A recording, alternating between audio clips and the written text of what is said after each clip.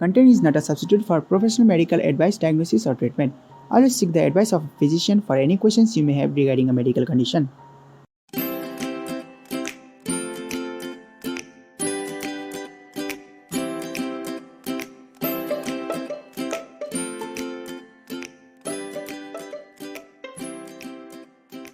Hello and namaste, it's me Gaurav. It's me, Archu Bhandari. First of all, I would like to welcome you all to yet another episode of our podcast, brought to you by Callosum Nepal. In this program, we will be discussing various diseases that we have encountered during our clinical posting. Without further delay, let's move on to today's case scenario. Miss Gurung, a 56-year female, came to our hospital with the chief complaint of chest pain after running for 5 minutes while doing her morning exercise. Pain was sudden and onset, retrosternal. It radiated towards the left shoulder, which was aggravated by running and relieved on rest. Pain was associated with difficulty in breathing, followed with palpitation and profuse sweating. There was no history of cough, hemoptysis, night sweats, orthopnea, paroxysmal nocturnal dyspnea, and weight loss. There was no history of difficulty in swallowing the food and regurgitation. No history of similar illness in the past and among her family members.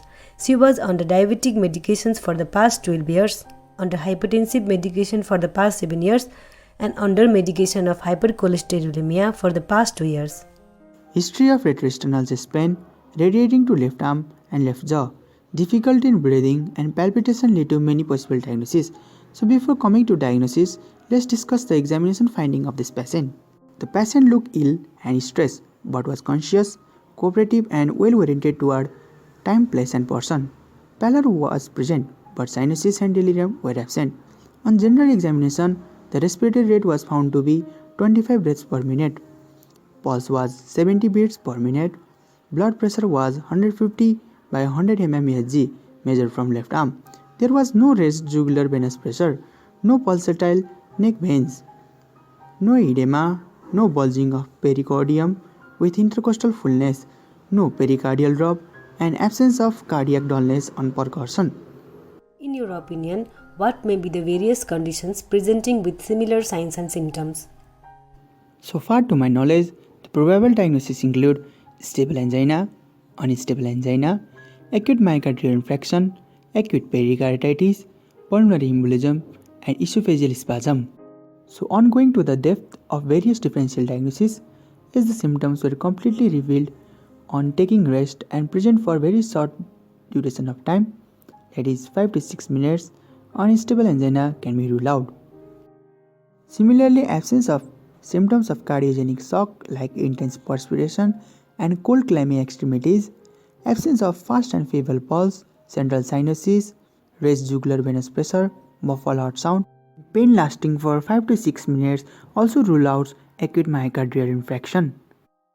It can't be acute pericarditis as there was no steady constricting pain aggravated by inspiration, coughing, sneezing, change of posture, no orthopnea, no cyanosis, no ingress and pulsatile neck veins, no edema, no bulging of pericardium with intercostal fullness, no pericardial drop, and no increased cardiac dullness on percussion.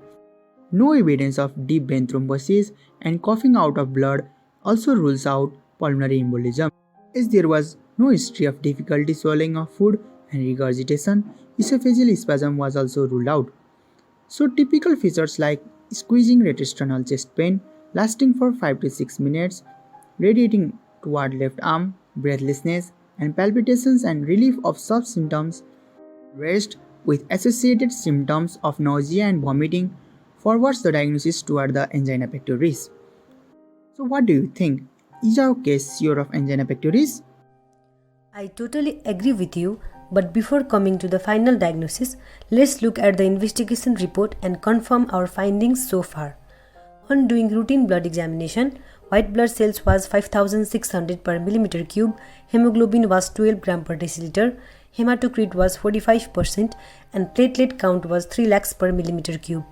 Exercise ECG showed plantar ST segment depression. Echo showed regional wall motion abnormality. Now let's discuss how the case of stable angina is managed. The principle of management involves a careful assessment of extent and severity of arterial disease identification and treatment of risk factors, advice on smoking cessation, introduction of drug treatment for symptom control, identification of high-risk patients for treatment to improve their life expectancy. Management of angina includes pharmacological and non-pharmacological therapy.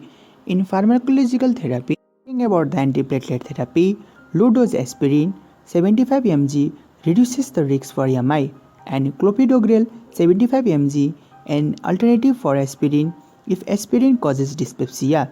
Sublingual nitrates administered from a meter dose aerosol 400 microgram per spray or as a tablet 300 or 500 microgram is indicated for acute attack. Usually reveals attacks in 2 to 3 minutes. Calcium channel blockers, dihydropyridines like nifedipine 30 to 90 mg per day and amlodipine 5 to 10 mg 4 times a day in combination with beta blockers can be used. Similarly, non-dihydropyridines like verapamil, diltiazem can be used as monotherapy.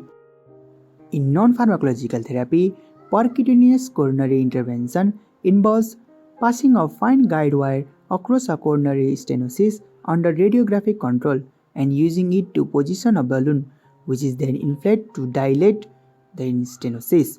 This can be combined with deployment of coronary stent. In coronary artery bypass grafting, the internal mammillary arteries, radial arteries, or reverse segment of patient own saphenous vein can be used to bypass coronary artery stenosis. Hence, what advice would you like to give to the patients with stable angina? I would like to give the following advices. Do not smoke. Aim for an ideal body weight. Take regular exercise.